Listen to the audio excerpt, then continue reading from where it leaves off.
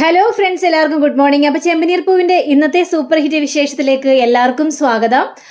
അങ്ങനെ നമ്മുടെ ഭാമയാണെങ്കിൽ ആ താക്കോലും മോഷ്ടിച്ചിട്ട് സാരിയുടെ തുമ്പിൻ്റെ അടിയിൽ ഇങ്ങനെ ഒളിപ്പിച്ച് വെച്ചിരിക്കുക. ആ സമയത്താണ് ചന്ദ്ര ഭാമേ എന്ന് വിളിച്ചുകൊണ്ട് വരുന്നത്. ഭാമ ഞെട്ടിപ്പോയി. ദൈവമേ, ചന്ദ്ര എങ്ങാനും കണ്ടോ താക്കോലും മോഷ്ടിക്കുന്നത് എന്ന് പേടിച്ചങ്ങനെ നിൽക്കുകയാണ്.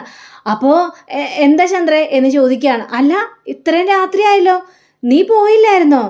ഇത് വൈകിപ്പോയല്ലോ ചന്ദ്രേ. അല്ല ഭാമേ, ഒരു കാര്യം ചെയ്യും, ഞാൻ ഏതായാലും സുധിയോട് പറയാൻ നിന്നെ കൊണ്ടേ ആക്കാനായിട്ട്, നീ ഒറ്റക്ക് പോകാൻ നിൽക്കണ്ട. അപ്പം ഇത് കേട്ട ഭാമയാണെങ്കിൽ വേണ്ട, എന്നെ ആരും കൊണ്ടുപോയി ആക്കേണ്ട ആവശ്യമൊന്നുമില്ല, എനിക്കറിയാം ഒറ്റക്ക് പോകാനായിട്ട് എന്നും പറഞ്ഞ് വെപ്രാളത്തോടു കൂടി തന്നെ ഇതാ പോക്ക്. ഇത് കണ്ടുകഴിഞ്ഞപ്പോഴേക്ക് ചന്ദ്രയ്ക്ക് എന്തോ ഒരു പന്തികേട് തോന്നുകയാണ്. ഭാമയ്ക്ക് ശരിക്കൊരു മാറ്റം ഉണ്ടല്ലോ. ഇതെന്ത് പറ്റി? ഭാമ എന്തിനും ഇങ്ങനെ എന്നോട് കിടന്ന് കയർത്ത് സംസാരിക്കുന്നത്? എന്തോ പ്രശ്നമുള്ളത് പോലെ എനിക്ക് തോന്നുന്നു. എന്നാ അങ്ങനെ ശ്രുതിയും അതേപോലെ തന്നെ മീരയും കൂടി ഈ ഭാമയെ കാത്തുകൊണ്ട് നിൽക്കുക. അപ്പോൾ ഭാമ ഓടി വരികയാണ്. ഭാമ ഓടി വന്നിട്ട് നീ പറഞ്ഞതുപോലെ തന്നെ താക്കോല് ഞാൻ എടുത്തിട്ടുണ്ട്, താക്കോല് എന്ന് പറഞ്ഞിട്ട് കൊടുക്കുകയാണ്. ആൻറ്റി ഒരുപാട് നന്ദിയുണ്ട് കേട്ടോ. നന്ദിയല്ല അവിടെ ഇരിക്കട്ടെ, പക്ഷേ നീ ഇത് നിൻ്റെ ബാഗ് എടുക്കാൻ വേണ്ടി തന്നെയല്ലേ ശ്രുതി ചോദിച്ചത്? ഈ താക്കോല് നിൻ്റെ ബാഗ് സച്ചിയുടെ വണ്ടിയുടെ ഡിക്കി തന്നെ ഉണ്ടല്ലോ അല്ലേ? ഇത് കഴിഞ്ഞപ്പോഴേക്കും ആൻറ്റി എന്താ ആൻറ്റി ഇങ്ങനെ സംശയത്തോടു കൂടി തന്നെ ചോദിക്കുന്നത്? ആൻറ്റി സത്യമായിട്ടും എൻ്റെ ബാഗ് സച്ചിയുടെ വണ്ടിയുടെ അകത്താ. അവനത് തരാത്ത കൊണ്ടല്ലേ ആൻറ്റി ഞാനിപ്പോൾ ഇത്രയും ബുദ്ധിമുട്ടി ഇങ്ങോട്ട് വന്നത്. ആൻറ്റി വേറൊന്നും അല്ല ആൻറ്റി എന്നിങ്ങനെ പറയുകയാണ്. ശരി, എങ്കിൽ പിന്നെ ഞാൻ പോവാ എന്നും പറഞ്ഞുകൊണ്ട് നമ്മുടെ ഭാമ പേടിച്ച് വിറച്ച് പോവുകയാണ്. അപ്പോൾ ഈ മീരയ്ക്ക് ഇത് കേട്ട് കഴിഞ്ഞപ്പോഴേക്കും ആകെ സങ്കടം. പാവം ഭാമാൻറ്റി, നീ ഇങ്ങനെ ഭാമാൻറ്റിയെ കിടന്ന് ഒരുപാട് അങ്ങോട്ട് ബുദ്ധിമുട്ടിക്കേണ്ട ആവശ്യം ഉണ്ടായിരുന്നില്ല. അവരെങ്ങനെയെങ്കിലും ജീവിച്ച് പോയിക്കോളൂ ലേഡി. ഇതൊക്കെ കേട്ട് കഴിഞ്ഞപ്പോഴേക്കും നിനക്ക് അങ്ങനെ പറയാം, പക്ഷേ ജീവിതം തകരാൻ പോകുന്നത് എൻ്റെ അല്ലേ? അവരിപ്പിച്ചിട്ട് സഹിച്ച് നേരിച്ച് കുഴപ്പമൊന്നുമില്ല. നീ വാ, നമുക്ക് ഏതായാലും ആൻ്റണിയുടെ അടുത്തേക്ക് പോകാം എന്നും പറഞ്ഞുകൊണ്ട് ഇവരങ്ങോട്ട് ചെല്ലുക. അപ്പോൾ ആൻ്റണിയുടെ കൂട്ടുകാരൊക്കെ അവിടെ നിൽക്കുന്നുണ്ടായിരുന്നു.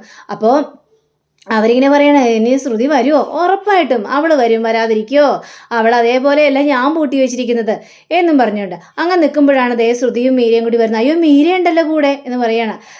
മീരേ, നീ ഉണ്ടായിരുന്നു കൂടെ, നീ എന്തിനാ ഇവളോടൊപ്പം വന്നത്? എന്താ ഞാനിവളോടൊപ്പം വന്നാൽ നിനക്കൊക്കെ വേറെ പണിയില്ലേടാ? നീ എന്തിനാണ് അവളെ ഓരോ കാര്യങ്ങളും ഏൽപ്പിക്കുന്നത്? അവളെ അങ്ങോട്ട് വെറുതെ വിട്ടൂടെ? നീ അവളെ വെറുതെ ബുദ്ധിമുട്ടിക്കേണ്ട ആവശ്യമുണ്ടോ? കാരണം അവൾ ശരിക്കും ഒരു ഫ്രോഡായതുകൊണ്ട്. അതുകൊള്ളാം, അവൾ ഫ്രോഡോ? അപ്പം അതെ, ശ്രുതിക്ക് കലി വരികയാണ്. നീ എന്താണോ പറഞ്ഞത്? എന്താ ഞാൻ പറഞ്ഞതിൽ വല്ല തെറ്റുണ്ടോ? നീ തന്നെ ഫ്രോഡല്ലേ? അപ്പോൾ ഈ ഫ്രോഡിൻ്റെ കൂടെ കൂട്ടു നിൽക്കുന്നു വിചാരിച്ച് ഒരു കുഴപ്പവും സംഭവിക്കാൻ പോകുന്നില്ല. ഞാൻ അതുകൊണ്ടാണ് നിന്നെ തന്നെ ഏൽപ്പിച്ചത്, അല്ലാതെ കൂടുതലൊന്നും അല്ല എന്നും പറയുകയാണ് നമ്മുടെ ഈ ആൻ്റണി. അങ്ങനെ ആൻ്റണി ആ താക്കോലം കൂടെ മേടിക്കുകയാണ്. എടാ, നീ ഇത് എന്തുദ്ദേശത്തിനാണ് എൻ്റെ അടുത്ത് നിന്ന് മേടിച്ചത്? ഉദ്ദേശം എന്തെങ്കിലും ആയിക്കോട്ടെ ശ്രുതി, നീ എനിക്ക് ഏതായാലും താക്കോല് കൊണ്ട് തന്നല്ലോ, ആ കാര്യം മാത്രം നീ അന്വേഷിച്ചാൽ മതി. കൂടുതൽ കാര്യം അന്വേഷിച്ച് എൻ്റെ മുന്നിലേക്ക് വരേണ്ട ആവശ്യമില്ല എൻ്റെ ശ്രുതി പോകാൻ നോക്ക്. ഏതായാലും താക്കോൽ എനിക്ക് കിട്ടി, വളരെയേറെ നന്ദിയുണ്ട് ശ്രുതി എന്ന് പറഞ്ഞുകൊണ്ട് ശ്രുതിയും മീരയും കൂടി അവിടെ നിന്ന് പോവുകയാണ്. അപ്പോൾ അവൾ പോയി കഴിഞ്ഞപ്പോഴേക്കും ഏതായാലും സച്ചിയുടെ വണ്ടിയുടെ താക്കോല് നമ്മുടെ കയ്യിൽ തന്നെ കിട്ടി. ഇനി പണി ആരംഭിക്കാം. അവരെല്ലാവരും ഉറങ്ങിയ സമയം ആ വീട്ടിൽ കയറണം, അവൻ്റെ വണ്ടിയുടെ ബ്രേക്ക് അഴിച്ചു വിടണം എന്ന് ഗുണ്ടകളോട് പറയാണ്. ചേട്ടൻ പറഞ്ഞ പോലെ തന്നെ ഈ സച്ചിക്ക് എന്തെങ്കിലും സംഭവിച്ചാൽ മാത്രമേ അവൾക്ക്, ആ രേവതിക്ക് നോവുള്ളൂ. അവളെ നട റോട്ടിൽ വെച്ചാണ് അവളെൻ്റെ കാരണത്ത് തല്ലിയത്. അപ്പം അവൾക്കിട്ട് ഞാനൊരു പണി കൊടുക്കണ്ടേ? അവളുടെ ഭർത്താവിനോട് തന്നെ കൊടുക്കാം, എന്നാലേ അവളുടെ ചങ്ക് നോവുള്ളെന്നൊക്കെ പറയാം. അങ്ങനെയും പറഞ്ഞുകൊണ്ട് ഈ ഗുണ്ടകളെ പറഞ്ഞു വിടുകയാണ്. ഈ സമയം തന്നെ രേവതിയും അതേപോലെ തന്നെ സച്ചിയും കിടന്ന് ഉറങ്ങാനുള്ള ശ്രമം. അപ്പോൾ സച്ചി ഇങ്ങനെ രേവതിയും കാത്തു നിൽക്കുക. അപ്പോൾ രേവതി വരികയാണ്. രേവതി കഴിഞ്ഞപ്പോഴേക്കും എന്താ സച്ചിയേട്ടാ കിടന്നില്ലേ? ഇതെന്താ ഈ ആലോചന നിൽക്കുന്നത് സച്ചിയേട്ടാ ചോദിക്കുമ്പോൾ, അല്ല രേവതി, ഞാൻ ആലോചിക്കുകയായിരുന്നു. അല്ല, നീ ആണെങ്കിലേ നീ ഇത് പോകുമ്പോഴേ വെള്ളം കൊണ്ടുപോകുമോ? എന്ത് വെള്ളം കൊണ്ടുപോകുന്നു? അല്ല, ഈ പൂവിക്കാൻ പോകുമ്പോൾ നീ വെള്ളമൊന്നും കൊണ്ടുപോകാറില്ലേ? ഞാൻ കൊണ്ടുപോകാറുണ്ടല്ലോ സച്ചിയേട്ടാ. അങ്ങനെയായിരുന്നെങ്കിലേ നിനക്ക് വെള്ളം കുറച്ച് വായിലിട്ടിട്ട് വെച്ചാൽ പോരായിരുന്നില്ലേ? ആൻ്റണിയുടെ മുന്നിൽ നീ എന്തിനാ ചുമ്മാ പ്രശ്നം ഉണ്ടാക്കാൻ പോയത്? അത് കൊള്ളാം. അപ്പം സച്ചിയേട്ടൻ അത് ആലോചിച്ചുകൊണ്ടിരിക്കുകയായിരുന്നല്ലേ? എന്നാ സച്ചിയേട്ട ഇത്? അല്ല, നീ എന്നെ ഉപദേശിക്കാറുണ്ടല്ലോ, ആരെങ്കിലും അടുത്തും വഴക്കുണ്ടാക്കാൻ പോകുമ്പോൾ വായയിൽ കുറച്ച് വെള്ളം കൊണ്ട് വെച്ചാൽ മതി, അപ്പം പിന്നെ വാ തുറക്കൂലെന്ന്. അതേപോലെ തന്നെ നീ ചെയ്താൽ പോരായിരുന്നില്ലേ? ഇനി ആൻ്റണി വേർതിരിക്കുന്നു തോന്നുന്നുണ്ടോ രേവതി? ആൻ്റണിയെ കരണം പിടിച്ചാണ് നീ തല്ലിയിരിക്കുന്നത്. അപ്പോൾ പിന്നെ ആൻ്റണി വേർതിരിക്കുമെന്ന് എനിക്ക് തോന്നുന്നില്ല എൻ്റെ പൊന്നു രേവതി. എന്താ നിനക്ക് പേടിയില്ലേ? പേടിയോ? എനിക്കോ? എനിക്കെന്തിനാണ് സച്ചിയേട്ടാ പേടി? സച്ചിയേട്ടനല്ലേ എൻ്റെ കൂടെ ഉള്ളത്. അപ്പോൾ പിന്നെ ഞാൻ പേടിക്കേണ്ട ആവശ്യമുണ്ടോ? എനിക്ക് അങ്ങനെ ഒരു പേടിയില്ല എൻ്റെ പൊന്നു സച്ചിയേട്ടാ. ഈ സച്ചിയേട്ടനെ ഈ ആൻ്റണിക്ക് ഭയങ്കര പേടിയാ. അതുകൊണ്ട് എന്നെ അവനൊന്നും ചെയ്യാൻ പോകുന്നില്ല. സച്ചിയേട്ടനെ കണ്ടാല ആ വഴി പോലും അവൻ വരില്ല. എന്താ സച്ചിയേട്ടാ ഇതും പറഞ്ഞുകൊണ്ടിരിക്കാതെ? സച്ചിയേട്ടൻ നാളെ ഡ്യൂട്ടിയൊന്നും ഇല്ലേ? നാളെ ട്രിപ്പൊന്നും ഇല്ലേ? ആ ട്രിപ്പുണ്ട്. ട്രിപ്പേ നാളെ രാവിലെ 8 മണിക്ക് ഇവിടുന്ന് പോകണം. ആണോ? അങ്ങനെയാണല്ലോ സച്ചിയേട്ടാ, ഞാനും കൂടെ വരാം. നീ എന്തിനാ കൂടെ വരുന്നത്? അല്ല എനിക്കും കുറച്ച് പൂ കൊടുക്കാനുണ്ട്. ഓ അത് രാവിലെ തന്നെ? അല്ല എൻ്റെ ഓർഡർ അല്ല, ആ പ്രേമിള ചേച്ചി ഇല്ലേ, ആ ചേച്ചിക്കൊന്നും ഞാൻ സഹായിച്ചു കൊടുത്തതാ. അപ്പം രാവിലെ തന്നെ ആ ചേച്ചിക്ക് അവിടെ കൊണ്ടു കൊടുത്തു കഴിഞ്ഞാൽ ചേച്ചിയുടെ ആ ഒരു ബുദ്ധിമുട്ട് മാറുമല്ലോ. അപ്പോൾ അതുകൊണ്ട് ഞാൻ അങ്ങനെ ചെയ്യാമെന്ന് വിചാരിച്ചു. അപ്പോൾ സച്ചേട്ടാ ഞാനും കൂടെ വരുവേ? ആ ആയിക്കോട്ടെ രേവതി, അപ്പോൾ നമുക്ക് രാവിലെ 2 പേർക്കും കൂടി ഒരുമിച്ച് പോകാം.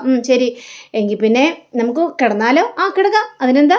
അങ്ങനെ 2 പേരും കൂടി കിടന്നുറങ്ങാം. ആ എല്ലാവരും ഉറങ്ങിയ സമയത്ത് ഇതാ വരുന്ന ആ ഗുണ്ടകൾ മതിലും ചാടി വരിക. അപ്പോൾ ആ ഗുണ്ടകൾ മതിലും ചാടി വന്ന് സച്ചിയുടെ കാർ ലക്ഷ്യമാക്കി തന്നെ എടുക്കുകയാണ്. ആ കാറിനവിടെ വന്ന് കാർ തുറക്കുകയാണ്. കാർ തുറന്നിട്ട് ആ ബ്രേക്ക് അഴിച്ചുവിടാനുള്ള ശ്രമത്തിൽ. അപ്പോൾ ഏതാ ബ്രേക്ക് എന്നൊക്കെ ഇവർ കണ്ടുപിടിക്കണമല്ലോ. അപ്പോൾ ഈ സമയം തന്നെ നമ്മുടെ സച്ചി അവിടെ നിന്ന് ഉറക്കത്തിൽ നിന്ന് ചാടി എണീക്കുകയാണ്. സച്ചിക്ക് എന്തോ ഒരു വല്ലാത്തൊരു ബുദ്ധിമുട്ട്, ഒരു അസ്വസ്ഥത, ഉറങ്ങാനായിട്ട് പറ്റുന്നില്ല. അങ്ങനെ സച്ചി വെള്ളം കുടിച്ചേക്കാം എന്നൊക്കെ ചിന്തിച്ചുകൊണ്ട് സച്ചി അവിടെ നിന്ന് എണീറ്റ് ഒരു ഫ്രിഡ്ജിനകത്ത് കുറച്ച് വെള്ളം എടുത്ത് കുടിക്കുകയാണ്. എന്നാലും സച്ചിക്കൊരു മനസ്സമാധാനമില്ല. സച്ചി ഒന്ന് പുറത്തേക്കൊക്കെ നോക്കുകയാണ്. പക്ഷേ ആരെയും കാണാനൊന്നും പറ്റിയൊന്നുമില്ല. അങ്ങനെ സച്ചി നമുക്ക് തോന്നിയതായിരിക്കും എന്നൊക്കെ വിചാരിച്ചുകൊണ്ട് സച്ചി വീണ്ടും കിടന്നുറങ്ങുകയാണ്. ഈ സമയം തന്നെ ഗുണ്ടകൾ ആ ഒരു സച്ചിയുടെ വണ്ടിയുടെ ബ്രേക്ക് പൊട്ടിക്കുക. അങ്ങനെ പൊട്ടിച്ചു കഴിഞ്ഞപ്പോഴേക്കും പെട്രോള് മുഴുവൻ താഴത്തേക്ക് ഒഴുകി പോകുന്ന സീന് അവിടെ കാണിക്കുന്നുണ്ട്. അപ്പോൾ ഇവരുടെ പ്ലാനെല്ലാം സക്സസ് ആയി എന്നൊക്കെ വിചാരിച്ച് ഇവർ വണ്ടി അതേപോലെ തന്നെ അടച്ച് നല്ല ഭദ്രമായിട്ടൊക്കെ വെച്ച് ഇനി താക്കോൽ അവിടെ ഇടോടാ. പുറത്തിട്ട് കഴിഞ്ഞിട്ടുണ്ടെങ്കിൽ അവന് സംശയവും. പിന്നെ അവന് മനസ്സിലാവും വണ്ടിയിൽ എന്തൊക്കെയോ ഒപ്പിച്ചിട്ടുണ്ടെന്ന്. അതുകൊണ്ട് പുറത്തിടാനായിട്ട് പറ്റില്ല. നമുക്കൊരു കാര്യം ചെയ്യാം, നമുക്ക് വീടിനുള്ളിൽ തന്നെ ഇടാം. വീടിനുള്ളിൽ തന്നെ ഇടണമെങ്കിൽ വാതില ജനലൊന്നും തുറന്നു കിടക്കണ്ടേ? നമുക്ക് നോക്കാന്നേ, എന്തെങ്കിലും ഒരു ഐഡിയ ഉണ്ടാവും. അങ്ങനെ അവർ നോക്കിക്കഴിഞ്ഞപ്പോഴേക്കും ഒരു ജനൽ തുറന്നു കിടക്കുന്ന സീനാണ് അവർ കാണുന്നത്. ഇത് കണ്ടു കഴിഞ്ഞപ്പോഴേക്കും ഈ ഗുണ്ടകൾ ആ താക്കോലെടുത്ത് ആ ജനലിൽ കൂടി ഒറ്റ എറിയാണ്. അപ്പോൾ അവിടെ പോയി അത് വീഴുകയും ചെയ്തു. എന്നിട്ട് അതിനുശേഷം ഗുണ്ടകളെല്ലാവരും കൂടി മതിൽ ചാടി പോയി ആൻ്റണിയോട് കാര്യങ്ങളെല്ലാം പറയുകയാണ്. ഇതെല്ലാം കേട്ടുകഴിഞ്ഞപ്പോഴേക്കും ആൻ്റണിക്ക് ഭയങ്കര സന്തോഷം തോന്നുകയാണ്. ആഹാ, അപ്പം നാളെ സച്ചിയുടെ അന്ത്യം. രേവതി കരയട്ടെ, അവൾ കരയുന്നത് എനിക്ക് കാണണം. അവൾ അഹങ്കാരം ഞാൻ അവസാനിപ്പിച്ചു കൊടുക്കുന്നുണ്ട്. അവൾ കരയുന്നത് എൻ്റെ കണ്ണാലെ ഞാൻ കാണും എന്നും പറഞ്ഞുകൊണ്ടാണ് ഈ ആൻ്റണി നിൽക്കുന്നതാണ്. പിറ്റേ ദിവസം രാവിലെ ആയി കഴിഞ്ഞപ്പോഴേക്കും നമ്മുടെ രേവതിയും സച്ചിയും ചാടി എണീക്കുകയാണ്. അപ്പോൾ സച്ചി പറയുകയാണ്, രേവതി ഞാൻ പോവാണ്ട്. അയ്യോ സച്ചിട്ടാ, ഒരു ഗ്ലാസ് ചായ പോലും കുടിച്ചില്ല, അതിന് മുമ്പ് തന്നെ പോവുകയാണോ എന്നൊക്കെ ചോദിക്കണം. അയ്യോ എനിക്ക് പെട്ടെന്ന് പോകണം, ഞാനും വരുന്നുണ്ടെന്ന് പറഞ്ഞല്ലോ, ഞാനും പോയി പൂക്കളൊക്കെ പോയി എടുത്തിട്ട് വരട്ടെ. ശരി, പെട്ടെന്ന് പോയി എടുത്തിട്ട് വാ. ഈ സമയം തന്നെ നമ്മുടെ ബാമയ്ക്ക് ഒരു മനസ്സമാധാനമല്ലേ, എന്നാലും അവൾ എന്തിനായിരിക്കും ആ താക്കോല് ചോദിച്ചിട്ടുണ്ടാവുക എന്നൊക്കെ വിചാരിച്ചുകൊണ്ട് ബാബ അങ്ങോട്ടും ഇങ്ങോട്ടും പരക്കമായി നടക്കുകയാണ്. ഇനി അവൾ വല്ല കുരുത്തക്കേട് ഒപ്പിക്കാൻ വേണ്ടിയാണോ? കാരണം ശ്രുതിയെ വിശ്വസിക്കാനായിട്ട് പറ്റില്ല. ശ്രുതിയുടെ മനസ്സിൽ മുഴുവനും വാശിയും വൈരാഗ്യവും പകയൊക്കെ ഉള്ളൊരു സ്ത്രീയാണ് അവൾ. അപ്പോൾ അവളുടെ കാര്യത്തിൽ ഒന്നും വിശ്വസിക്കും. ഞാനാണെങ്കിൽ താക്കോലെടുത്ത് കൊടുക്കുകയും ചെയ്തു. അവൾ ഓരോ കാര്യങ്ങളും പറഞ്ഞുകൊണ്ട് ആത്മഹത്യ ചെയ്യും, അത് ചെയ്യും, ഇത് ചെയ്യുമെന്നും പറഞ്ഞുകൊണ്ട് എൻ്റെ മുന്നിലേക്ക് വരികയല്ലേ. അപ്പോൾ പിന്നെ എനിക്ക് എന്തെങ്കിലും ചെയ്യാനായിട്ട് പറ്റുമോ എന്നൊക്കെ വിചാരിച്ച് ദൈവമേ ഒന്നും സംഭവിക്കില്ല സച്ചിക്ക് എന്ന് പ്രാർത്ഥിക്കുകയാണ് നമ്മുടെ ഭാമ. അപ്പോൾ ഈ സമയം തന്നെ രേവതി പൂക്കളെല്ലാം എടുത്തുകൊണ്ട് വരിക. പൂക്കളെല്ലാം എടുത്തുകൊണ്ട് സച്ചേട്ടാ എന്നാൽ പിന്നെ നമുക്ക് ഇറങ്ങിയാലോ? പൂക്കളെല്ലാം ഡിക്കിയിലേക്ക് വെച്ചേര്. അങ്ങനെ പൂക്കളെല്ലാം ഡിക്കിയിലേക്ക് വെക്കുക. അപ്പോൾ പെട്ടെന്ന് സച്ചിക്ക് ഒരു കോള് വരികയാണ്. കോള് കഴിഞ്ഞപ്പോഴേക്കും സാർ ഞാൻ പുറപ്പെട്ടു സാർ. ഇല്ല സാർ, ഒട്ടും ഞാൻ ലേറ്റ് ആവില്ല, ഉടനെ തന്നെ എത്തിക്കോളാം സാർ. സാർ ടെൻഷൻ ആവാതെ അവിടെ തന്നെ നിന്നോ സാർ എന്ന് പറഞ്ഞുകൊണ്ടാണ് സച്ചി അവിടെ പറയുന്നത്. അങ്ങനെ നമ്മുടെ രേവതി ആണെങ്കിൽ സച്ചിയേട്ടാ എങ്കിൽ പിന്നെ പോകാം, വണ്ടിയിലോട്ട് കയറിക്കോ. അങ്ങനെ വണ്ടിയിലോട്ട് കയറാൻ പോകുന്ന അതേ പ്രേമിള ചേച്ചി വരുന്നു. അപ്പോൾ പ്രേമിള ചേച്ചിയുണ്ട്, അയ്യോ ചേച്ചി വന്നല്ലോ എന്ന് പറയാണ്. മോളെ രേവതി, അയ്യോ ചേച്ചിക്ക് വേണ്ടി ഞാൻ പൂവുകൊണ്ട് തരാൻ വേണ്ടി വരികയായിരുന്നു. അയ്യോ മോള് ഇത്രയും കഷ്ടപ്പെട്ടതല്ലേ, അതുകൊണ്ട് മോള് ഒരുപാടിട്ട് ഓടിക്കണ്ടെന്ന് ഞാൻ കരുതി. അതുകൊണ്ട് രാവിലെ തന്നെ ഞാൻ മോളുടെ വീട്ടിലേക്ക് വന്നത് പൂവ് മേടിക്കാനായിട്ടാ. ആണോ ചേച്ചി? അതേതായാലും നന്നായി സച്ചേട്ടാ, എങ്കിൽ പിന്നെ ആ പൂവൊക്കെ എടുത്തിട്ട് ചേച്ചിക്ക് അങ്ങോട്ട് കൊടുത്തേക്കാം. അങ്ങനെ ആ പൂവുകളെല്ലാം എടുത്തിട്ട് നമ്മുടെ ചേച്ചിയുടെ കയ്യിലേക്ക് കൊടുക്കുകയാണ്. രേവതി ഒരുപാട് നന്ദിയുണ്ട് കേട്ടോ. അതൊന്നും സാരില്ല ചേച്ചി പോയിക്കോ. അങ്ങനെ ആ ചേച്ചി ഓട്ടോറിക്ഷ കയറി വിട്ടടിച്ച് പോവുകയാണ്. അപ്പോൾ നമ്മുടെ സച്ചി ചോദിക്കുകയാണ്, ഇനിയിപ്പോൾ നീ വരേണ്ട കാര്യമില്ലല്ലോ രേവതി, നിനക്കിപ്പം ഇനിയിപ്പോൾ പണിയൊന്നുമില്ല. വേണ്ട സച്ചേട്ടാ, ഞാനിപ്പോൾ വരുന്നൊന്നുമില്ല. സച്ചേട്ടൻ പോയിക്കോ. സച്ചേട്ടാ സൂക്ഷിക്കണേ. അത് കൊള്ളാം. എപ്പോഴും അച്ഛനാ പറയുന്നത് സൂക്ഷിക്കണമെന്ന്. നീ എന്താ അച്ഛൻ്റെ പണി നീയും തുടങ്ങിയോ സൂക്ഷിക്കണമെന്ന് പറയാൻ? ഒന്നുമില്ല സച്ചേട്ടാ, ഞാൻ ചുമ്മാ പറഞ്ഞതേ ഉള്ളൂ. സച്ചേട്ടൻ പോയിട്ട് വാ. ശരി രേവതി എന്നും പറഞ്ഞുകൊണ്ട് ടാറ്റയും കൊടുത്തിട്ട് നേരെ നമ്മുടെ സച്ചി വണ്ടി ഓടിച്ച് പോവാണ്. അങ്ങനെ വണ്ടി ഓടിച്ച് പോയി കുറച്ച് നേരം കഴിഞ്ഞപ്പോഴേക്കും നമ്മുടെ സച്ചി ഒന്ന് ബ്രേക്ക് ചവിട്ടാൻ നോക്കുക. പക്ഷേ ബ്രേക്ക് ചവിട്ടാനായിട്ട് പറ്റുന്നില്ല. ദൈവമേ, എന്താ സംഭവിച്ചതെന്ന് പോലും സച്ചിക്ക് അറിയാൻ പാടാത്തൊരവസ്ഥ. കുറേ നേരം ബ്രേക്ക് ചവിട്ടാനായിട്ടേക്ക്, പക്ഷേ ആ മുന്നിൽ ഒരു ബൈക്ക് ഇരിക്കുന്നുണ്ട്. ആ ബൈക്കിൽ തട്ടാതിരിക്കാനായിട്ട് പല പ്രാവശ്യം ശ്രമിച്ചു നോക്കി. പക്ഷേ പെട്ടെന്ന് തന്നെ നമ്മുടെ സച്ചി വണ്ടി അങ്ങോട്ട് എങ്ങനെയോ നിർത്തുകയാണ്. ആ ബൈക്കിൽ പോയി ഇടിക്കലും ആ ബൈക്കിലെന്ന് വെച്ചാൽ ആ ഹെൽമെറ്റ് തെറിച്ചങ്ങോട്ട് റോഡിലേക്ക് പോവുകയാണ്. പക്ഷേ അപ്പുറത്ത് തന്നെ നമ്മുടെ ചെക്കിങ്ങിനായിട്ട് പോലീസുകാരെ നിൽക്കുന്നുണ്ടായിരുന്നു. അത് മറ്റാരുമല്ല, നമ്മുടെ ദേവുവിൻ്റെ കാമുകൻ അരുണായിരുന്നു നിർണയിച്ചത്. അപ്പോൾ ഇത് കണ്ട അരുണിന് നല്ല പിടിവള്ളിയായി. കാരണം സച്ചിക്കിട്ടൊരു പണി കൊടുക്കണമെന്ന് അരുണ് നല്ല ആഗ്രഹം ഉണ്ടായിരുന്നു. അങ്ങനെ സച്ചിയുടെ വണ്ടിയാണ് ഇതിലിട്ട് ഇടിച്ചതെന്ന് അരുണ് മനസ്സിലാക്കുകയാണ്. അരുണിൻ്റെ മുഖഭാവമൊക്കെ ഒന്ന് മാറുകയാണ്. സച്ചി നേരെ ആ കാറിൽ നിന്ന് ഇറങ്ങുകയും ചെയ്യാണ്. അപ്പോൾ സച്ചിയെ കണ്ടുകഴിഞ്ഞപ്പോഴേക്കും ഭയങ്കര സന്തോഷമായിരുന്നു. അപ്പം നാളെ ഇനി എന്തായാലും സംഭവിക്കാനായിട്ട് പോകുന്നത്. അപ്പോൾ അതൊക്കെ അറിയാനായിട്ട് എല്ലാവരും കാത്തിരിക്കണേ. അപ്പോൾ എല്ലാവർക്കും നല്ലൊരു ശുഭദിനം ആശംസിച്ചുകൊണ്ട് നമസ്കാരം. Thank you. ബൈ.